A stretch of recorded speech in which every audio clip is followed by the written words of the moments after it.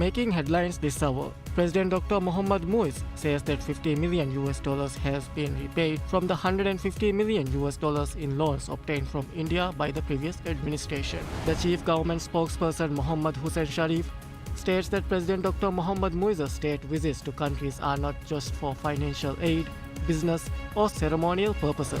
The pre-summit sessions of the Asia Media Summit commences.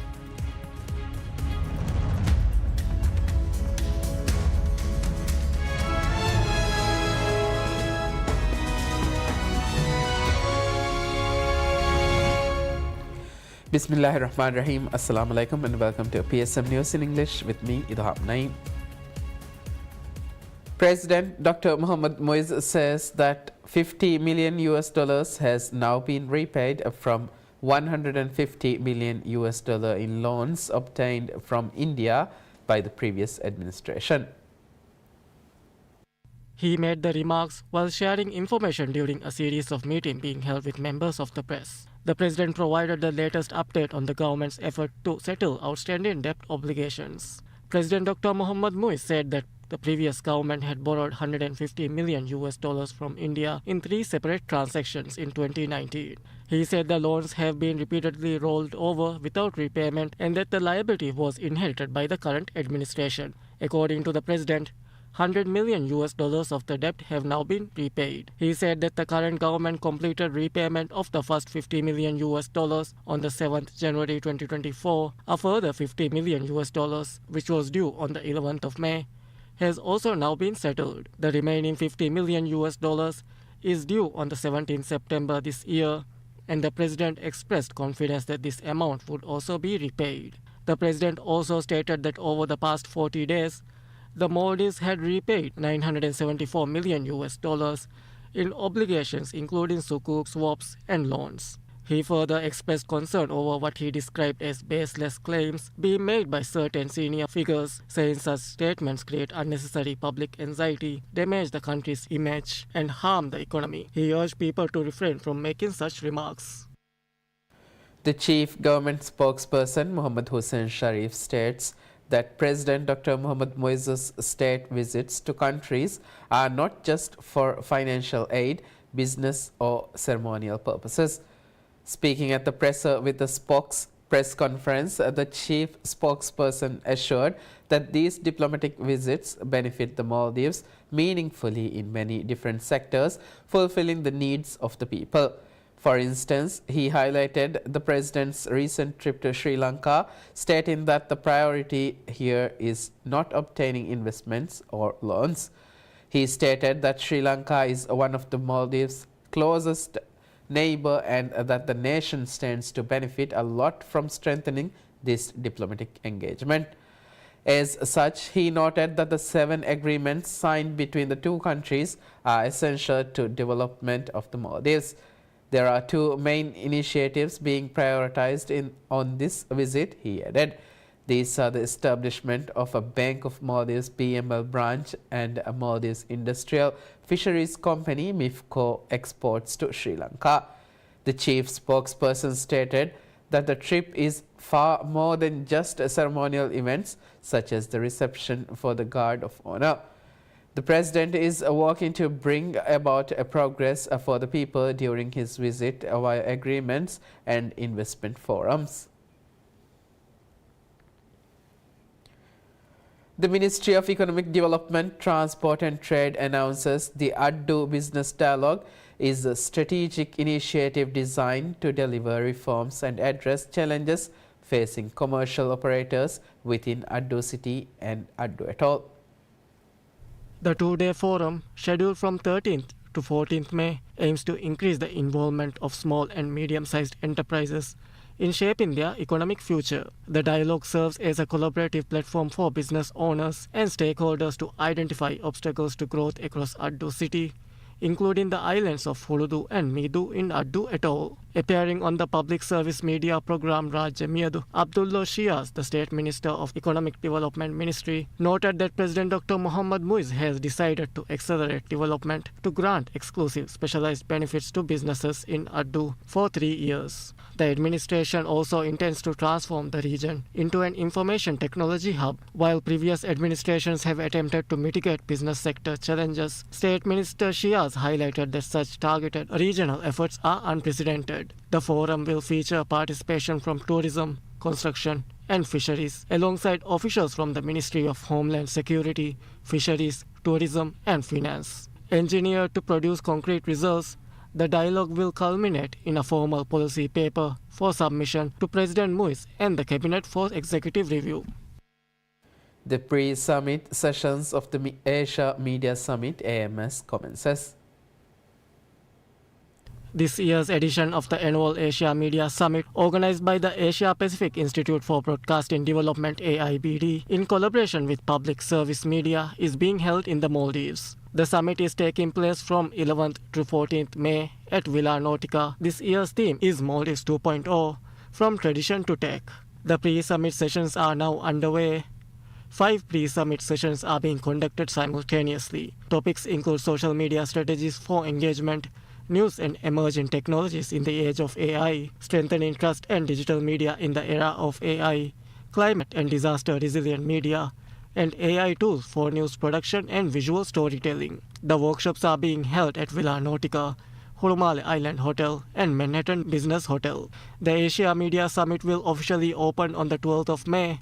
Following the opening ceremony, plenary sessions of the summit will begin.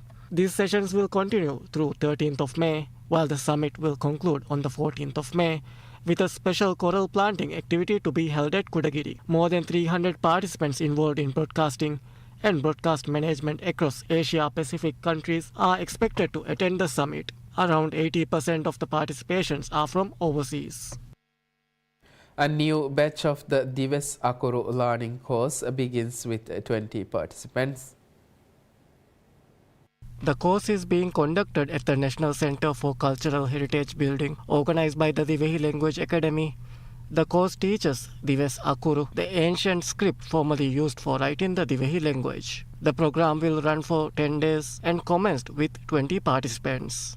Speaking at the opening of the course, the president of the Divehi Language Academy, Hassan Shakir Mohammed, highlighted the long history of the program. He stated that the course had originally begun over 40 years ago during the days of the national institution dedicated to Divehi language and history. He also noted that the academy itself has continued conducting the course over the past 15 years. Hassan Shakir further said that a large number of people had shown interest when applications for the course were opened. He also encouraged participants to attend regularly and complete the course in order to obtain their certificates. In addition, he said that learning Dives Akuru not only provides another means of communication but also opens a window into Maldivian history. The course is being taught by experienced instructor Algari Ahmad Rashid Abdul Qadir, who has taught many previous batches of the program. He is assisted by Hadija Hassan Manik. According to the academy, both instructors are highly experienced in the field. The Divehi Language Academy stated that conducting courses on reading and writing Dives Akuru is an important responsibility mandated under its legal obligation.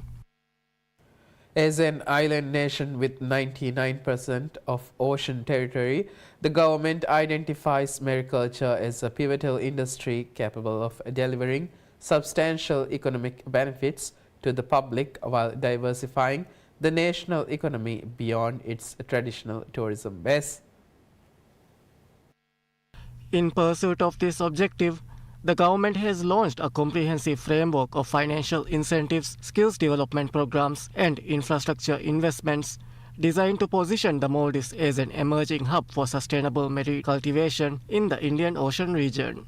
SME Digital has disbursed loans totaling $31,127 through the newly established Mariculture Scheme, a dedicated financial assistance program aimed at supporting entrepreneurs seeking to enter the marine hatchery sector. Under this initiative, the scheme targets the financing of 200 fish pens across designated zones with individual financial assistance ranging from 5,187 US dollars to 41,502 US dollars. Loan recipients benefit from a maximum repayment period of 6 years, which includes an initial grace period of 6 months to allow adequate time for operations to generate returns before debt servicing obligations commence. The administration has pinpointed 5 specific locations, including the southern atolls, along with Ra Atoll, Mimu Atoll, and Ta Atoll. Additionally, the government has designated a lagoon situated around 2 kilometers from Maniafushi as a dedicated mariculture zone. Complementing the financial architecture supporting mariculture investment, the government has inaugurated the Marine Hatchery Skills Development Program, a vocational initiative implemented jointly by the Ministry of Fisheries,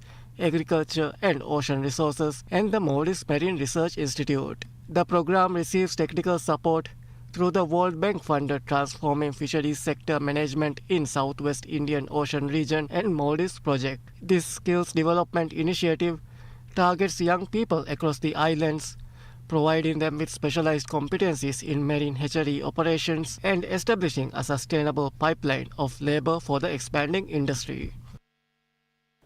The Sea Turtle Health Institute officially opens in the Maldives to treat injured and sick sea turtles. The state-of-the-art facility is one of the largest and most advanced sea turtle treatment centers in the Indian Ocean region. The institute, established at Javakara Islands, Maldives by the Olive Ridley Project, was officially inaugurated by Crown and Champa Resorts Managing Director Sarah Musa. The event was attended by the Chief Executive Officer of Crown and Champa Resorts, Mohammad Solah, and representatives from the Olive Ridley Project. Officials said the institute will provide comprehensive treatments for turtles injured by pollution, fishing gear, and marine debris. The facility is currently treating 7 sea turtles and is designed to rehabilitate and release them back into the wild. The institute includes 4 hospital tanks, a therapeutic tank, and 2 critical care tanks. These tanks can accommodate 2 turtles using partitions in case of emergencies. Capacity will be expanded from 7 tanks to 12 in the future.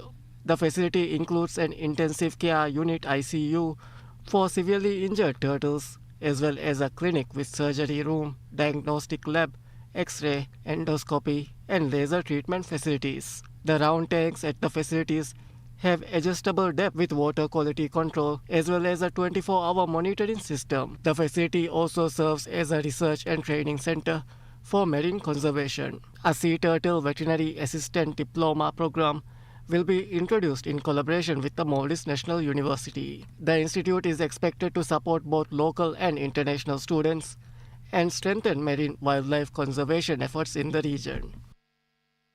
The library, developed at Salahuddin School by advocating the rights of children, ARC, with support from Elia Investments, officially opens. The new library, named Reading Retreat, can accommodate up to 150 students at a time.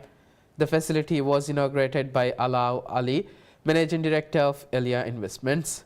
The ceremony was attended by State Minister of Education Dr. Abdul Latif Mohammed and Salahuddin School Principal Nasiha Idris. Speaking at the ceremony, Alao described the project as the company's largest investment in a school and said it would improve children's learning experiences. State Minister Dr. Abdul Latif highlighted that the importance of reading and encouraged students to make full use of the library. Principal Nasiha thanked ARC and Elia Investments, noting the library would benefit more than 2,700 students. The library includes several specialized learning spaces designed to encourage reading, collaboration, and interactive learning.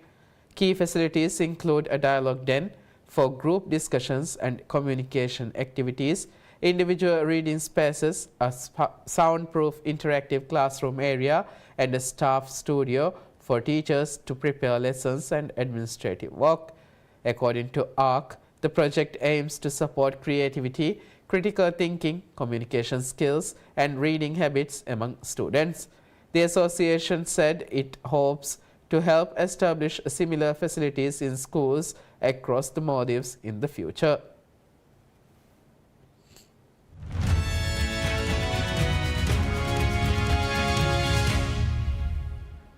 Saudi Aramco reported a 25% jump in first quarter profit, showing its resilience as US-Iran war tensions curtail Strait of Hormuz shipping, with the state oil giant's east-west crude pipeline running at a full capacity to mitigate the impact to supplies. The world's top oil exporter earned a net profit of $32.5 billion in the 3 months ended March 31st, beating an LSEG consensus estimated of $30.95 billion. Total revenue surged nearly 7% from a year earlier to $115.49 billion due to higher prices and volume sold of both crude oil and refined and chemical products. Iran's blockade of shipping through the crucial Hormuz waterway amid the US-Israeli conflict, which has curtailed energy supply and sent prices surging, prompted Aramco to ramp up crude flows from its east coast to the Red Sea port of Yanbu. The pipeline can supply about 2 million BPD to refineries on Saudi Arabia's west coast, leaving 5 million BPD for export. During the war, Saudi Arabia cut output by 2 million BPD after Iran blockaded Hormuz, a waterway that carried a fifth of world oil supply before the war. The line mainly carries Arab Light and some Arab Extra Light, with heavier grades curtailed.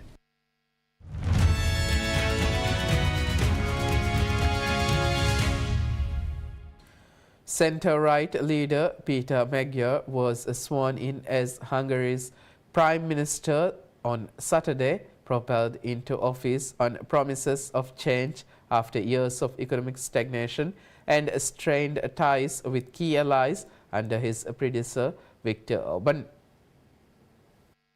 Magyar defeated nationalist Orban after 16 years in power in an April 12th election landslide, holding his Tisza party a constitutional majority that will allow him to roll back reforms critics say have weakened democracy. Foreign investors and Hungarians alike have welcomed Magyar's victory, with the forint hitting 4-year highs against the euro, bond yields falling, and post-election polls showing more voters backing Tisza. But any honeymoon for the 45-year-old leader may be short-lived, with the clock ticking to secure billions of euros in suspended European Union funding needed to kickstart the economy and shore up strained public finances. Magyar inherits an economy that only just emerged from stagnation in the first quarter and now faces fresh headwinds from surging energy costs linked to the Middle East conflict, which could weigh heavily on Europe's import-reliant economy. He has pledged to reaffirm Hungary's Western orientation. The NATO member has been seen as drifting towards the Kremlin under Orban, which opposed EU efforts to support Ukraine against Russia's invasion. Magyar,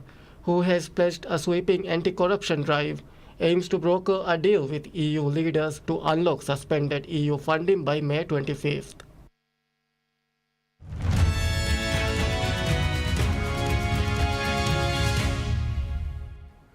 Rodrigo de Paul, Luis Suarez, Sergio Reguilon and Lionel Messi each scored to lead visiting Inter Miami to a 4-2 win over Toronto FC. Messi also had 2 assists as Miami made sure it wouldn't repeat last week's stunning 4-3 home loss against Orlando City when it surrendered a 3-0 lead. With his offensive output on the day, Messi added another accomplishment to his already long list, becoming the fastest MLS player to reach 100 goal contributions. He did so in just 64 games, beating the record previously held by Toronto legend Sebastian Giovinco, who needed 95 games to reach the feat. Messi has 59 goals and 41 assists since joining Inter Miami late in the 2023 season. Emilio Aristizabal scored a brace for Toronto. The Herons took a 1-0 lead when DePaul's free kick from 25 yards out in the 44th minute ricocheted off the wall, and his one-time right-footed shot hit the post and went in. Suarez gave Miami a 2-0 advantage when he finished Messi's pass with his left foot in the 56th minute. The Herons took advantage of the speed created when Toronto forward Raheem Edwards remained down on the pitch. In the 73rd minute, Miami went up 3-0 when Messi returned a pass to Reguilon, who scored his first MLS goal. Miami poured it on at 4-0 when DePaul connected with Messi in the middle of the box in the 75th minute. Aristobal trimmed Miami's lead to 4-1 in the 82nd minute. Toronto trailed 4-2 on Aristobal's header on a Kobe Franklin pass in the 90th minute. Early in the match, Toronto had its chances. Alonso Coelho's free kick from outside the box in the 8th minute skipped through the Miami wall, but Dane St. Clair made the save. In the next few minutes, Toronto continued to press as Malik Henry, Marcus Simemanich, and Deandre Kerr had shots go wide of the target. Miami's offense started to build late in the first half when a Messi shot sizzled beyond the near post in the 38th minute. Moments later, St. Clair made a diving punt save of the Daniel Saloy shot to preserve Miami's 1-0 lead at halftime. The 47th minute featured Luis Suarez forcing a turnover at midfield, which set Messi up for a 2-on-1 run. Messi drew in both defenders and slipped a pass to Suarez on the wing, whose shot from inside the box was off target.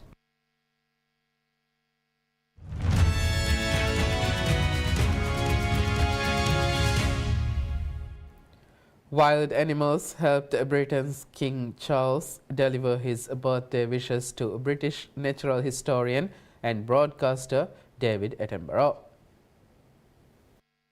A royal video showed Charles writing the birthday card to celebrate Attenborough's 100th birthday, while animals native to Britain delivered it to his London home. Charles thanked Attenborough for his commitment to the natural world. Footage showed Attenborough's holding the card at a ceremony held at the Royal Albert Hall. Attenborough's films have communicated the wonder and also the tragedies of the natural world to viewers across the globe. Standout scenes include his encounter with two playful young mountain gorillas who clambered onto him during his landmark 1979 series Life on Earth. He also made his audience marvel at the teamwork of a pod of orcas hunting a seal by creating waves to break up ice, and his telling in 2012 of the story of Lonesome George, the surviving Pinta Island tortoise, moved people to tears. That concludes news for now. Thank you for watching PSM News. Have a good day.